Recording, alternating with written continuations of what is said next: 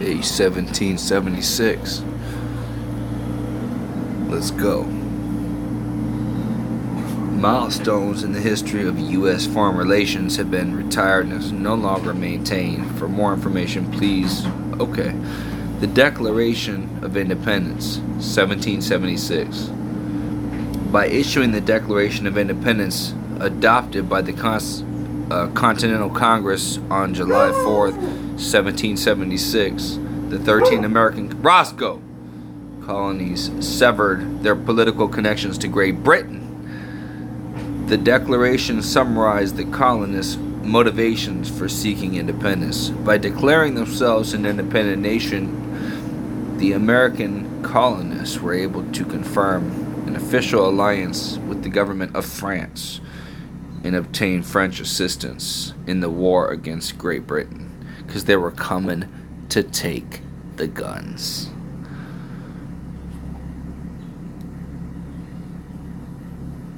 Look at that. I'm so glad I just got this tattoo. The Declaration of Independence. Throughout the 1760s and early 1770s, the North American colonists found themselves increasingly at odds with British imperial policies regarding taxation, which us constitutionalists are still against, and frontier policy. Frontier policy meaning private property and the right to own our own lands.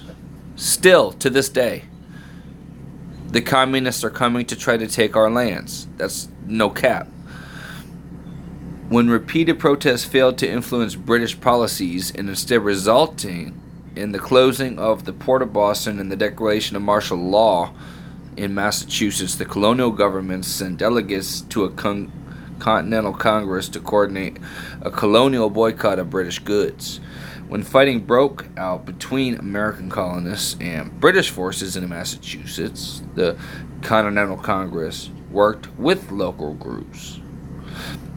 Originally intended to enforce the boycott to coordinate resistance against the British officials throughout the colonies increasingly found their authority challenged by informal local governments. Yeah, because they were fucking patriotic. 1776, bitch. Although loyalist sentiment remains strong in some areas. Yeah, because they cared. Despite these changes, colonial leaders hoped to reconcile with the British government, and all but the most radical members of Congress were unwilling to declare independence. However, in late 1775, Benjamin Franklin, then a member of the Secret Committee of Correspondence, hinted to French agents and other European sympathizers that the colonies were increasingly learning towards seeking independence. This is like how we are now, we're increasingly learning to be completely separated from any democratic society, because democratic society just is simply communist. We are a republic, a constitutional republic. We've never been a democracy, all right? 2 wolves and 1 sheep don't get to vote on the damn food, right? That's a democracy. 2 wolves and then a sheep. They all vote on what's for dinner. They're going to vote the fucking sheep, and they're both going to tear that sheep up. That's mob rule. We have never lived that, right? We are not a democracy. We are a constitutional republic, and y'all who think different are crazy. Alright, so what does it say? It says, despite these changes, colonial leaders hoped to reconcile with the British government, and all but the most radical members of Congress were unwilling to declare independence. However, in late 1775, Benjamin Franklin, then a member of Secret Committee of Correspondence, hinted to French agents and other European sympathizers that the colonies were increasingly leaning towards seeking independence. Yeah. While perhaps true, Franklin also hoped to convince the French to supply the colonists with aid. Independence would be necessary, however, before French officials would consider the possibility of an alliance.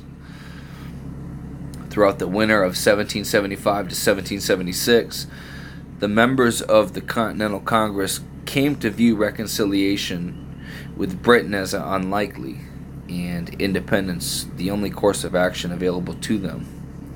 When on December 22nd, 1775, the British Parliament prohibited trade with the colonies, Congress responded in April of 1776 by opening colonial posts.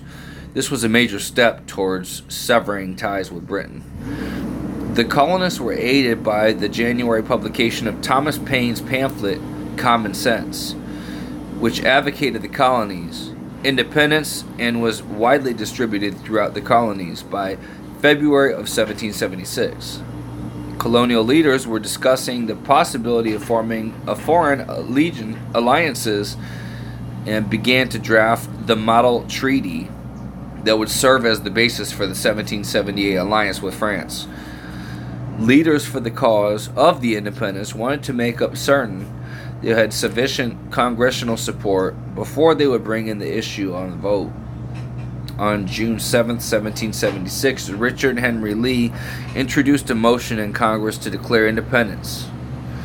Other members of Congress were amenable, but thought some colonies not quite ready. However, Congress did form a committee to draft a Declaration of Independence and assign this duty to Thomas Jefferson.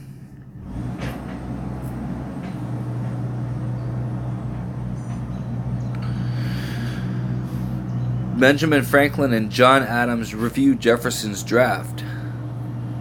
They preserved its original form, but struck passages likely to meet with controversy or skepticism, most notably passages blaming King George III for the transatlantic slave trade, and those blaming the British people rather than their government.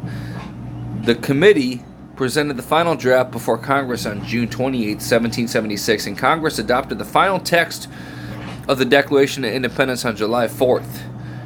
The British government did its best to dismiss the Declaration as a trivial document issued by disgruntled colonists. That's how they treat us nowadays. We are just disgruntled colonists, right? We're racists. We're racist for the people that are taking over our country and are illegally voting in our country. British officials commissioned propagandists to highlight the Declaration's flaws and to rebuke the colonists' complaints. The Declaration divided British domestic opposition, as some American sympathizers thought the Declaration had gone too far.